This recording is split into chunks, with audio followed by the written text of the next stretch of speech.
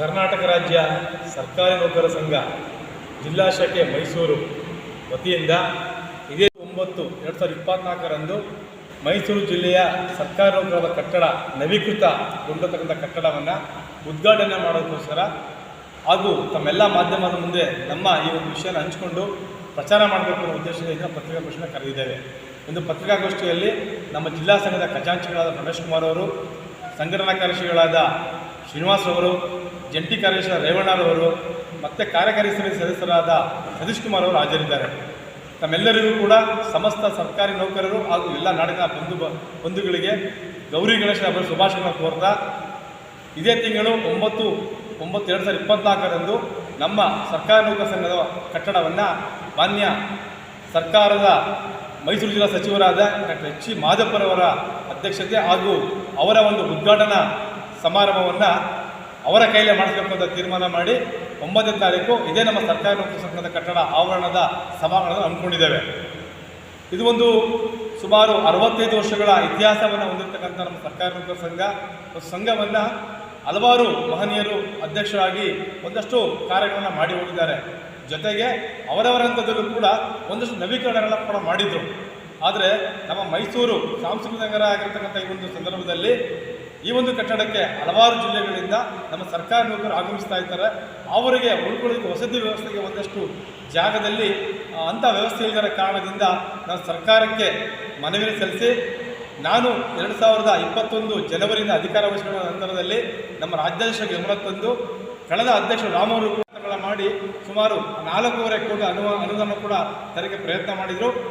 ತದನಂತರದಲ್ಲಿ ಅದು ಸಾಧ್ಯವಾಗದಿದ್ದರಿಂದ ನಾವು ಕೂಡ ಅದಕ್ಕೆ ಪ್ರಯತ್ನವನ್ನು ಮುಂದುವರಿಸಿ ನಮ್ಮ ರಾಜ್ಯಾಧ್ಯಕ್ಷರಾದ ಶ್ರೀಯುತ ಷಡಕ್ಷರ ಅವರಿಗೆ ನಾವು ಕೋರ್ಕೊಂಡಾಗ ಅವರು ರಾಜ್ಯ ಮಟ್ಟದಲ್ಲಿ ಹಾಗೂ ನಮ್ಮ ಸರ್ಕಾರಕ್ಕೆ ಗಮನ ತಂದು ನಮ್ಮ ಮೈಸೂರು ಜಿಲ್ಲೆಗೆ ಒಂದಷ್ಟು ಅನುದಾನ ಕೊಡಿಸಬೇಕು ಅಂತೇಳಿ ಪ್ರಯತ್ನ ಮಾಡಿ ನಾವು ಕೋರ್ಕೊಂಡಿದ್ದೀವಿ. 6 ಕೋಟಿ ಬೇಕಾಗಿದೆ ನಮಗೆ ಅಂತೇಳಿ. ಆದರೆ ತಕ್ಷಣಕ್ಕೆ 1 ಕೋಟಿ ನಾವು ಒಂದು ಅನುದಾನ ಕೊಟ್ಟು ನಮಗೆ ಒಂದು ಸದ್ಯದಲ್ಲಿ ಏನು ಅದರಲ್ಲಿ ಆಗುತ್ತೆ ಆ ಕಾರ್ಯಕ್ರಮ ಮಾಡಿದ್ದೇವೆ. ಈ ಒಂದು ಅನುದಾನ ಜೊತೆಗೆ ಮಾನ್ಯ ಸಂಸದರಾಗಿರ್ತಕ್ಕಂಥ ಪ್ರತಾಪ್ ಸಿಂಹರವರು ಕೂಡ ನಾವು ಕೋರಿದ ಆ ದಿನಗಳಲ್ಲಿ ಅವರು 20 ಲಕ್ಷಗಳ ಕೊಡಿಸೋಕ್ಕೂ ಕೇಳ್ಕೊಂಡಾಗ ಅವರು ಒಂದು ಹಂತದಲ್ಲಿ 5 ಲಕ್ಷ ರೂಪಾಯಿಗಳನ್ನ ಕೊಟ್ಟಿದ್ದರು. ಒಂದು ಸ್ವಲ್ಪ PWD ಕೂಡ ಕೋರಿದ್ವಿ, ತಮ್ಮ ಕಡೆ ಏನಾದಷ್ಟು ಕೆಲಸ ಮಾಡಿಕೊಡಿ ಅಂತ. ಅವರು ಒಂದು 2 ಲಕ್ಷ ಅನುದಾನ ಕೊಟ್ಟು 1,7,5 ಲಕ್ಷದಲ್ಲಿ ನಾವೀಗ ಸದ್ಯಕ್ಕೆ ಈ ಒಂದು ಇರ್ತಕ್ಕಂಥ ಒಂದು ಸಂಘದ ಬಿಲ್ಡಿಂಗ್ನೇ ನಾವು ನವೀಕರಣ ಕೂಡ ಮಾಡಿದ್ದೇವೆ. ಇದರಲ್ಲಿ ಸುಮಾರು 11 ರೂಮ್ಗಳು, ಅದರ 7 ರೂಮ್ಗಳನ್ನ AC ವ್ಯವಸ್ಥೆ ಮಾಡ್ತಕ್ಕಂಥ ಉಳ್ಕೊಳ್ಳೋದಕ್ಕೆ ಮಾಡಿದ್ದೇವೆ. ಜೊತೆಗೆ ಒಂದು ನಾವು ಆಫೀಸ್ ಚೇಂಬರು ಮೀಟಿಂಗನ್ನು ಕೂಡ ಮಾಡಿದ್ದೇವೆ. 2ನೇ ಮಾಡಿಯಲ್ಲಿ ಒಂದು ದೊಡ್ಡದಾಗಿ ಒಂದು 35 ಸ್ಕ್ವೇರ್ ಫೀಟ್ಗೆ ಒಂದು ಹಾಲು ಕೂಡ ಮಾಡಿದ್ದೇವೆ. ಜೊತೆ ಉಳಿದ ಜಾಗಗಳು ಕೂಡ ಒಂದಷ್ಟು ಬಣ್ಣ ಎಲ್ಲ ಹೊಡೆಸು ನಾವಕ್ಕೆ ಈಗ ಹೊಸದಾಗಿ ಕಾಣ್ತಕ್ಕಂಥ ವ್ಯವಸ್ಥೆಗಳನ್ನು ಮಾಡಿದ್ದೇವೆ. ಈ ಒಂದು ಕಾರ್ಯಕ್ರಮನ ಉದ್ಘಾಟನೆ ಬೆಳಗ್ಗೆ ಮಾನ್ಯ ರಾಜ್ಯಾಧ್ಯಕ್ಷರು ಕೂಡ ಈ ಕಾರ್ಯಕ್ರಮ ಬರ್ತಾ ಇದ್ದಾರೆ. ಜೊತೆಗೆ 9 ರಿಂದ 10 ಗಂಟೆಗೆ ನಮ್ಗೆ ಎಚ್ ಮಾದಪ್ಪ ಸಾಹೇಬರು ಬಂದು 10 ಗಂಟೆ ಉದ್ಘಾಟನೆ ಮಾಡಿಕೊಡ್ತಾರೆ. ನಮ್ಮ ಮೈಸೂರು ನಗರದ ಎಲ್ಲ ಸಚಿವರು ಹಾಗೂ ಶಾಸಕರುಗಳು ಹಾಗೂ ವಿಧಾನ ಪರಿಷತ್ ಸದಸ್ಯರು ಎಲ್ಲರೂ ಕೂಡ ಒಂದು ಕಾರ್ಯಕ್ರಮ ಆಗಮಿಸ್ತಾ ಇದ್ದಾರೆ. ನಾವು ವಿಶೇಷವಾಗಿ ಈ ವರ್ಷ ಈ ಒಂದು ಕಾರ್ಯಕ್ರಮದಲ್ಲಿ ನಮ್ಮಲ್ಲಿ ಯಾರೆಲ್ಲ ಅಧ್ಯಕ್ಷರಾಗಿ ಅವರು ನಿವೃತ್ತಿ ಹೊಂದಿದ್ದಾರೆ, ಜೊತೆ ಯಾರು ಇವಾಗ ಇದ್ದಾರೆ ಅವರ ಯಾಕೆಂದರೆ ಒಂದು ಈ ಒಂದು ಸಂಘಟನೆ ಮಾಡಲಿಕ್ಕೆ, ಒಂದು ಸಂಘನ ಅಭಿವೃದ್ಧಿ ಮಾಡಲಿಕ್ಕೆ ಅವ್ರು ಶ್ರಮಪಟ್ಟಿದ್ದಾರೆ. ಅವ್ರನ್ನೆಲ್ಲ ಕರೆಸಿ ನಾವು ಅದನ್ನು ಒಂದಿನ ಮಾನ್ಯ ಸಚಿವರಿಗೆ ನಾವು ಅಭಿನಂದನೆ ಮಾಡಬೇಕು ಅಂತ ತೀರ್ಮಾನ ಮಾಡಿ ಅವರೆಲ್ಲರಿಗೂ ಕೂಡ ಕೋರ್ಕೊಂಡಿದ್ದೇವೆ. ಅವರೆಲ್ಲರೂ ಕೂಡ ತುಂಬ ಖುಷಿ ಪಟ್ಟವರು 4 ಜನ ಕೂಡ ಬರ್ತೀವಿ ಅಂತ ಹೇಳಿದ್ದಾರೆ. ಜೊತೆಗೆ ಈ ಒಂದು ಕಾರ್ಯಕ್ರಮಕ್ಕೆ ನಾವು ನಮ್ಮ ಸಂಘದಲ್ಲಿ ಬಂದಾಗ ನಾವು ಒಂದಷ್ಟು ಏನೆಲ್ಲ ವ್ಯವಸ್ಥೆಗಳಿತ್ತು ಅದೆಲ್ಲ ಕೂಡ ಸರಿಪಡಿಸ್ಕೊಳ್ತಕ್ಕಂಥ ಕೆಲಸ ಮಾಡಿದ್ದೇವೆ. ಈಗ ನಮ್ಮ ಸಂಘ ಒಂದಷ್ಟು ತೆರಿಗೆಗಳಿಗೆ ಬಾಕಿ ಇತ್ತು, ಎಲ್ಲರೂ ಕೂಡ ಕಟ್ಟಿ ನಾವು ನಮ್ಮ ಸಂಘನ ಸದೃಢವಾಗಿ ಇಟ್ಕೊಂಡಿದ್ದೇವೆ.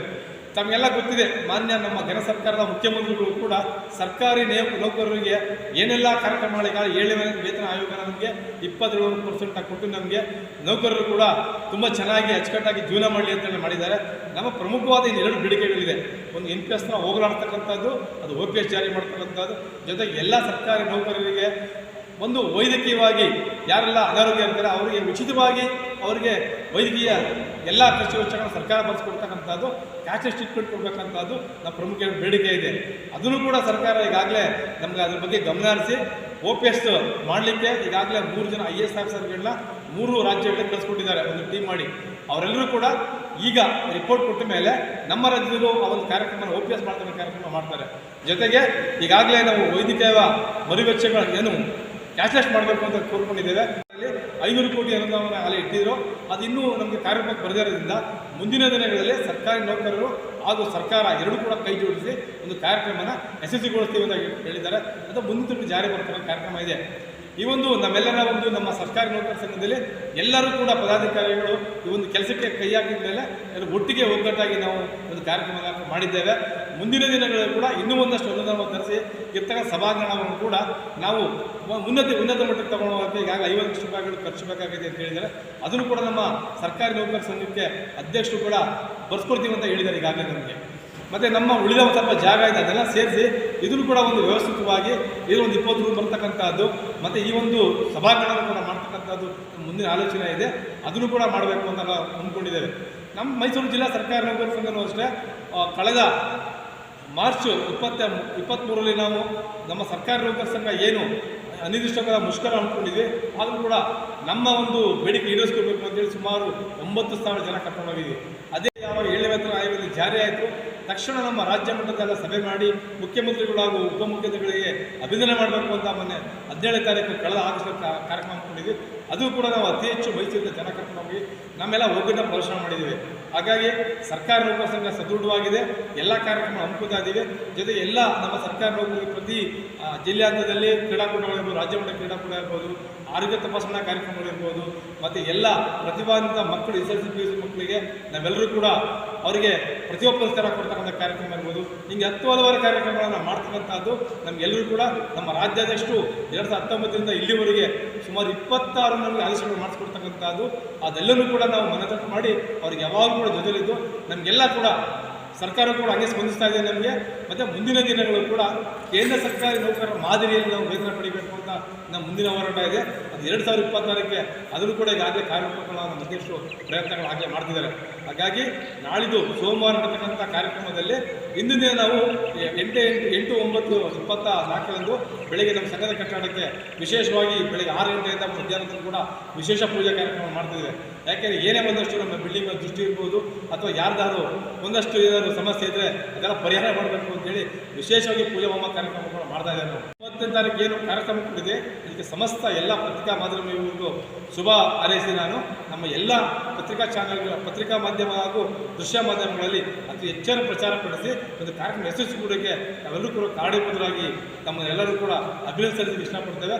ನಾವೆಲ್ಲರೂ ಕೂಡ ಆ ದಿನ ಕೂಡ ಕಾರ್ಯಕ್ರಮ ಹಾಜರಿದ್ದು ನಮ್ಮ ಈ ಕಾರ್ಯಕ್ರಮ ಯಶಸ್ವಿಗೆ ನಾವೆಲ್ಲರೂ ಸಹಕಾರ ಮಾಡಬೇಕು ಅಂತ ಮತ್ತೊಮ್ಮೆ ಕೋರ್ತಾ ಇದ್ದೀವಿ. CM ಆಗ್ತಾರೆ ಮಾನ್ಯ ಮುಖ್ಯಮಂತ್ರಿಗಳ ಈಗಾಗಲೇ ನಾವು 5 ಬಾರಿ ಭೇಟಿ ಮಾಡಿದ್ವಿ. ಈ ಕಾರ್ಯಕ್ರಮ ಅವ್ರ ಕೈಲಿ ಉದ್ಘಾಟನೆ ಮಾಡಬೇಕು ಅಂತೇಳಿ. ಅವರು ತದನಂತರದಲ್ಲಿ ಮುಂದಿನ ದಿನ ಹೇಳ್ತೀನಿ ಅಂತೇಳಿ ಅವರವರ ಒತ್ತಡದಲ್ಲಿ ನಮಗೆ ಕೂಡ ದಿನಾಂಕ ನಿಗದಿಪಡಿಸಿರಲಿಲ್ಲ. ಸೊ ಈಗಾಗಲೇ ನಾವು ನಮ್ಮ ಬಿಲ್ಡಿಂಗ್ ಒಂದಷ್ಟು ರೆಡಿ ಮಾಡಿ 2 ತಿಂಗಳಾಗಿತ್ತು. ಅದು ಹಳೆಯ ಮುಂಚೆ ಕಾರ್ಯಕ್ರಮ ಮಾಡಬೇಕು ಅಂತೇಳಿ ನಾವು ಈಗ ಮಾನ್ಯ ಸಚಿವರ ಕೈಯಲ್ಲಿ ಉದ್ಘಾಟನೆ ಮಾಡ್ತಿದ್ದೇವೆ. ನಮ್ಮ ಮುಖ್ಯಮಂತ್ರಿಗಳು ಸಿಕ್ಕಿದಾಗ ನಮ್ಮ ಸಂಘಕ್ಕೆ ಭೇಟಿ ಕೊಡಿಸಿ ಅವರು ಕೂಡ ಒಂದು ಸಂಘದಲ್ಲಿ ಅವರಿಗೆ ಅವರ ಒಂದು ಆಶೀರ್ವಾದ ಪಡೆಯೋದಕ್ಕೆ ಕಾರ್ಯಕ್ರಮ ಮಾಡ್ತೇವೆ. ಜಿಲ್ಲೆಯಿಂದ ಎಷ್ಟು ಜನ ಬರ್ತಾರೆ ಸರ್ ನಿರೀಕ್ಷೆ? ಸುಮಾರು ನಾವೊಂದು 2ರಿಂದ 2,500 ಜನ ಬರ್ತಾರೆ ಅಂದ್ಕೊಂಡಿದ್ದೀವಿ ಕಾರ್ಯಕ್ರಮಕ್ಕೆ. ಹಾಗಾಗಿ ಇರ್ತಕ್ಕಂಥ ವ್ಯವಸ್ಥೆಯನ್ನು ನಾವೆಲ್ಲರೂ ಕೂಡ ಮಾಡಿದ್ದೇವೆ. ಬರ್ತಕ್ಕಂಥ ಎಲ್ಲರೂ ಕೂಡ ಊಟ ವ್ಯವಸ್ಥೆಗಳು ಕೂಡ ನಾವು ಮಾಡ್ತಾ ಇದ್ದೇವೆ. ಸಭಾಂಗಣದ್ದು ಏನು ಇಲ್ಲಿಗೆ ಸೀಮಿತ ಆಗುತ್ತಾ ಏನು ಕಾರ್ಯಕ್ರಮಗಳು? ನಾನು ಮುಂದಿನ ದಿನಗಳಲ್ಲಿ ಈಗ ಆಗಲೇ ಅದಕ್ಕೆ ಆಗಲೇ ಅದಕ್ಕೆಲ್ಲ ರೂಪುರೇಷೆ ರೆಡಿ ಮಾಡ್ಕೊಂಡಿದ್ದೇನೆ. ಅದಕ್ಕೆ ಸುಮಾರು ಈಗ ನಮ್ಗೆ ಇದಕ್ಕೆ ಬೇಕು ಕೂಡ 4ರಿಂದ 5 ಕೋಟಿ ಬೇಕಾಗುತ್ತೆ. ಸಭಾಂಗಣದ ಜೊತೆ ಪಕ್ಕ ಉಳಿದ ಜಾಗ ಸೇರಿಸಿ ನಾವು ಇಲ್ಲಿ ಒಂದಷ್ಟು ಕಾರ್ಯಕ್ರಮ ಮಾಡ್ತಕ್ಕಂಥದ್ದು ಚಿಕ್ಕದಾಗಿ ಮದುವೆ ಇರ್ಬೋದು ಅಥವಾ ಬರ್ಡೇ ಇರ್ಬೋದು, ಏನೋ ಒಂದು ಕಾರ್ಯಕ್ರಮಗಳು ಎಂಗೇಜ್ಮೆಂಟ್ ಇರ್ಬೋದು, ಜೊತೆ ಯಾವುದೇ ಕಾರ್ಯಕ್ರಮ ಸರ್ಕಾರಿ ನೌಕರರಿಗೆ ಒಂದು ರಿಯಾಯಿತಿ ದರದಲ್ಲಿ ಕೊಡಬೇಕು ಅನ್ನೋ ಇದೆ. ಅದಕ್ಕೆ ಮುಂದಿನ ದಿನಗಳ ಪ್ರಯತ್ನಗಳು ಮಾಡಿದ್ದೇನೆ. ಈಗ ಪ್ರಥಮ ಹಂತದಲ್ಲಿ ಏನೆಲ್ಲ ಚಾಲನೆ ಚೇಂಜ್ ಮಾಡಬೇಕು, ಅದಕ್ಕೆ 50 ಲಕ್ಷ ರೂಪಾಯಿ ಬಿಡುಗಡೆಗೆ ಈಗ ಪ್ರಯತ್ನಗಳು ಮಾಡ್ತಾ ಇದ್ದೇನೆ.